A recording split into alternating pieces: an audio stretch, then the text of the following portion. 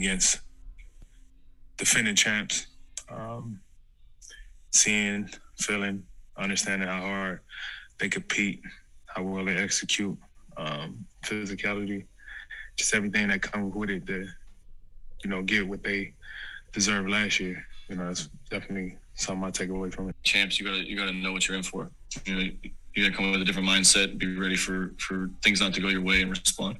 Where are the areas that you see that locked in-ness kind of dissipating in these programs?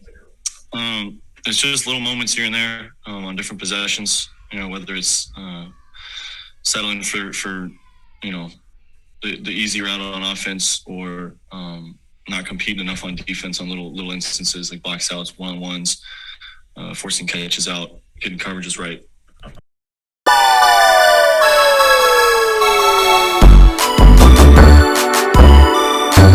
You are now getting a Warriors perspective.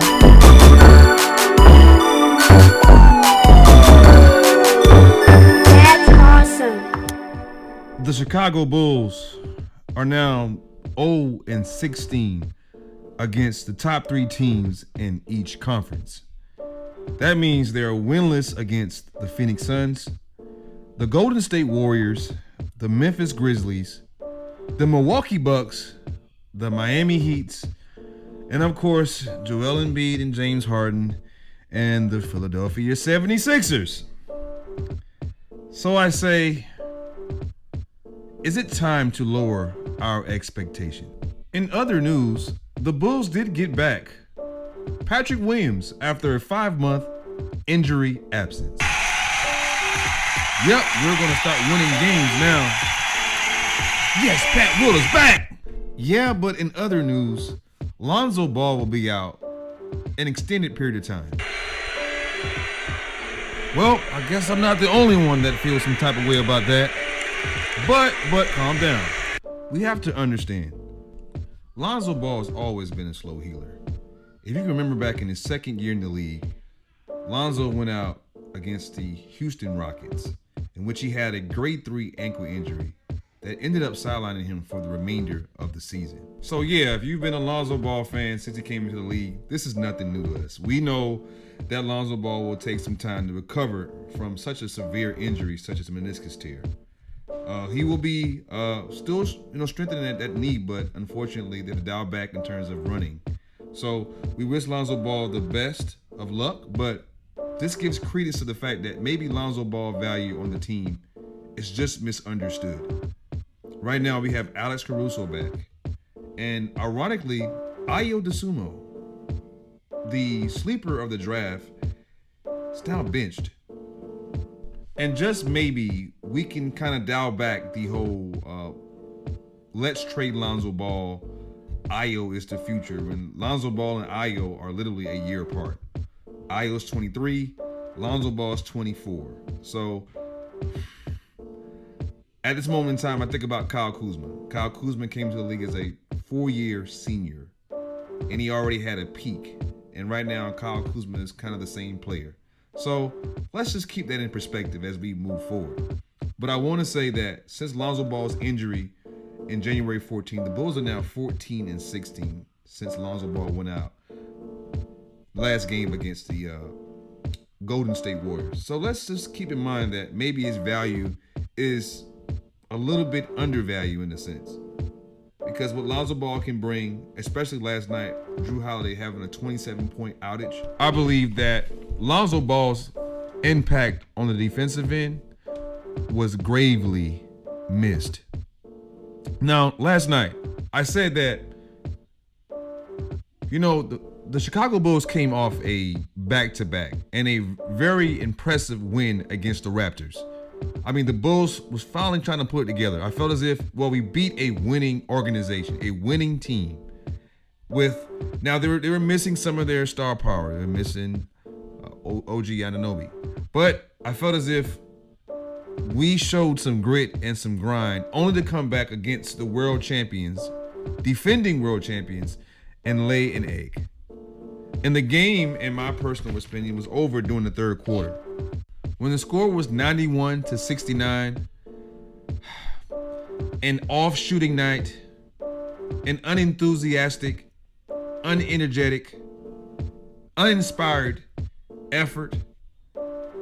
I felt as if the Bulls were pretty much who we thought they were. They are who we thought they were, and we let them off the hook.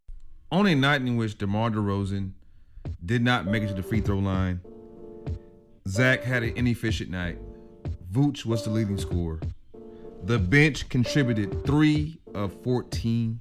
The effort against the reigning champions was atrocious and deplorable. 21% from your bench. Now, granted, your bench is supposed to be your most freshest individuals on your team. They logged the least amount of minutes. So these guys are supposed to be your energy guys. They're supposed to come in and shift the game when the offensive or the primary starters are lackluster. But instead, they came in and they laid a 3 for 14, 21% from the field. Despicable at best. Not to mention, the Bucks had 20 more rebounds and shooting an efficient 61% from the field. If you're not alarmed by this, I am. I made a video earlier last week and I said the Bulls fall beyond the 5th seed, which means the 6th seed. They will face the Philadelphia 76ers. They will be on the wrong end of the seeding, meaning that they have not beat the top 3 seeds yet. They will eventually face the Philadelphia 76ers, which they have yet to beat. And we have shown that we cannot rise to the occasion when we are up against our better top tier teams in the league.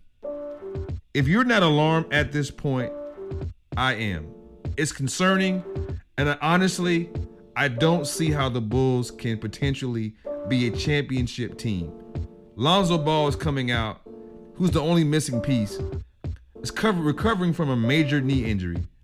I don't see how Lonzo Ball can turn this around when we have our 3 primary scorers and starters, or I guess you would say our all-stars, and Zach LaVine, DeMar DeRozan, and Nikola Vucevic. We finally got Pat Will back. We got to give him some grace. He's coming off a 5-month recovery. We got Alice, who's been in and out. So we got to give these guys some grace, but with 10 games left, and the Bulls are now on a 4-game road trip, in which, in my personal opinion, these games are winnable. We know New York is going to give you energy and intensity. We know the Cavaliers offer size, but they're missing Jared Allen, so I believe we have potential to really beat those teams as well. We know we're going to face the Wizards, and we're going to face, tomorrow we're going to face the New Orleans Pelicans, who's also without Zion Williamson. So I believe that we have the opportunity to keep that 5th seed. We have to keep that 5th seed, which means we will play the Boston Celtics. And that's a winnable game. We're going to face the Boston Celtics for the league for the season ends, which that gives us a glimpse of what we can expect, giving the first round, the 4 and the 5 seed, us being the 5 and the Boston Celtics being the 4th.